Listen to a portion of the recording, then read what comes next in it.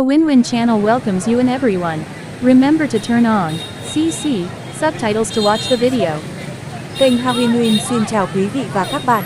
Nhớ bật CC phụ đề lên để xem video.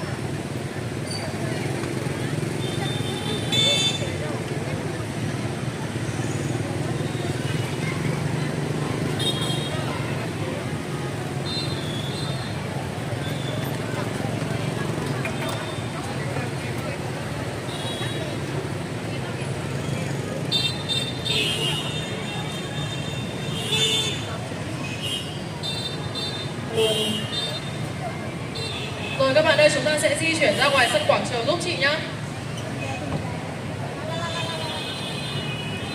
Đoàn khối thiếu nhi ạ. Mời các bạn di chuyển ra ngoài sân quảng trường đi ạ. Anh chân ạ. Ra ngoài quảng trường ạ chị.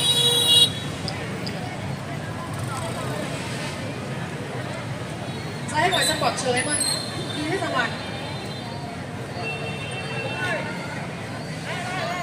Các bạn ơi, mình ra hết ngoài đi ạ. Ra hết ngoài sân.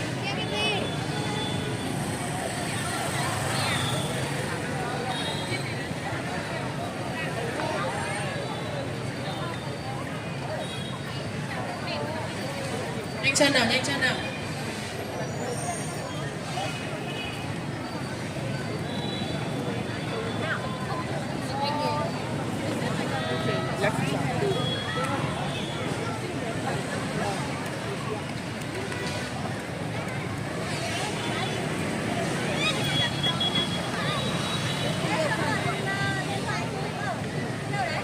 Rồi các bạn, chúng ta xếp theo vị trí các lớp đi ạ. Nhanh chân nào. Chúng ta xếp hàng nhanh thì chúng ta sẽ được vào nhà thờ sớm cho đỡ nóng. Nhanh chân nào.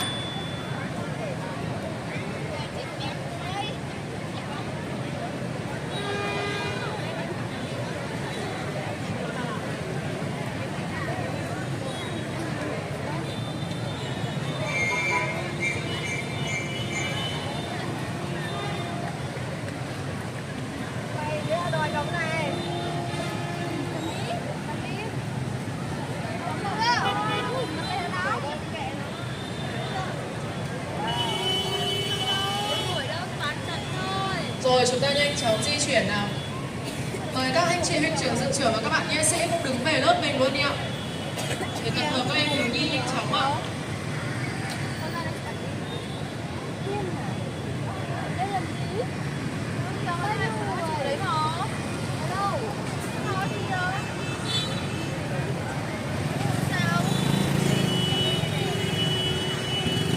Rồi chúng ta cố gắng nhanh nhẹ để chúng ta sẽ vào nhà thờ cho mát nhá.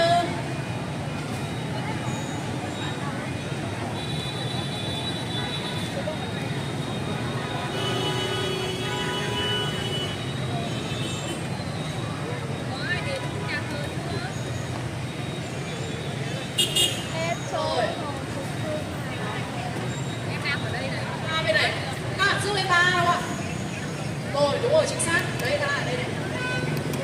Ba ao với con đây đừng chúng lộn nhau nữa nhá. Nhanh chân nào, nhanh chân nào.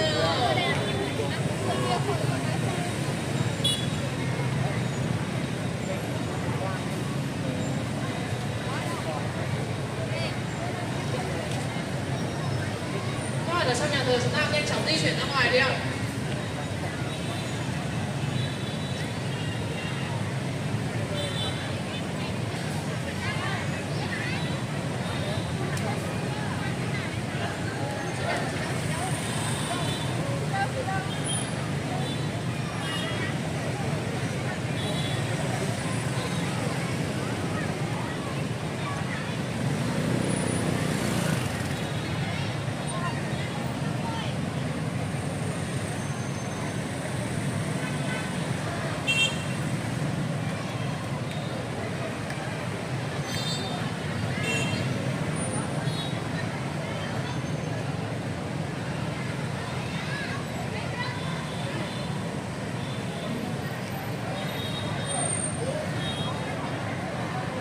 Thêm sức 1C giơ tay lên ạ. 1C đâu ạ? 1C. Đấy, em ơi về lớp nhé.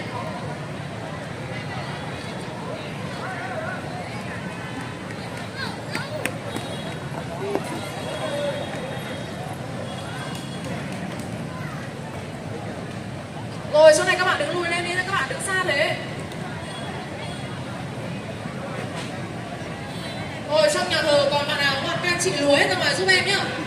Còn đúng không ạ? Rồi các bạn ơi, các bạn nghe theo hiệu lệnh của chị này. Toàn khối thiếu nhi chú ý. Thiếu nhi. Dân chúa.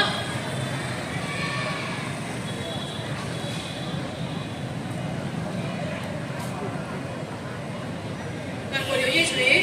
Nghỉ. Nghiêm. Rồi, như vừa đây trong nhà thờ chị đã sẵn các bạn là hôm nay sẽ có thánh lễ ban bí tích thêm sức cho các anh chị vào lúc 4 giờ đến lúc tổng chủ sự.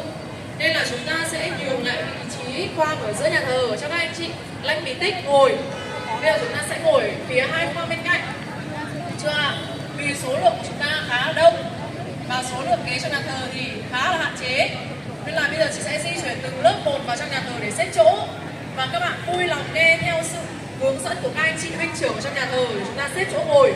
Được chưa ạ? Những bạn nào mà chúng ta có vị trí ngồi rồi chúng ta vui lòng ngồi im giữ trật tự cho chị. Được chưa ạ? Rồi.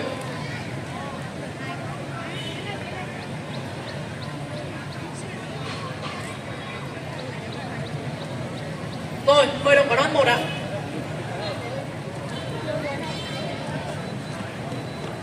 Đồng quản đoan 1 ạ.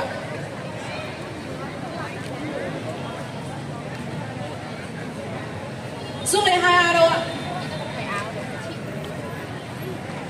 Đi bên trái nhá.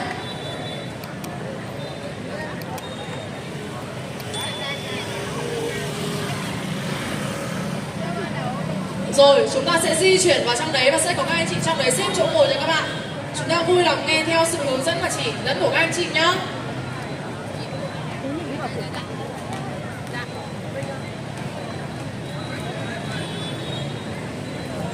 Xuống này 2B đi ạ.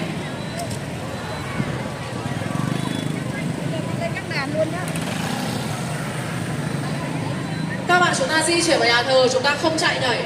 Một là khoanh tay, hai là chắp tay cho chị ạ.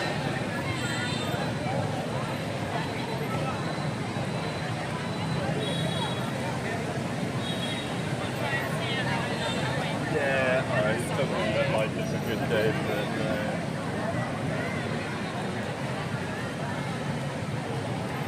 Từ từ nhá. Hết sư lễ 1B xong đứng im lại để xem trong nhà thờ. Nốt sư lễ 1B.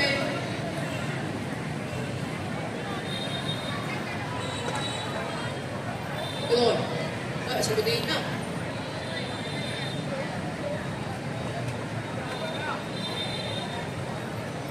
Du lễ 3A.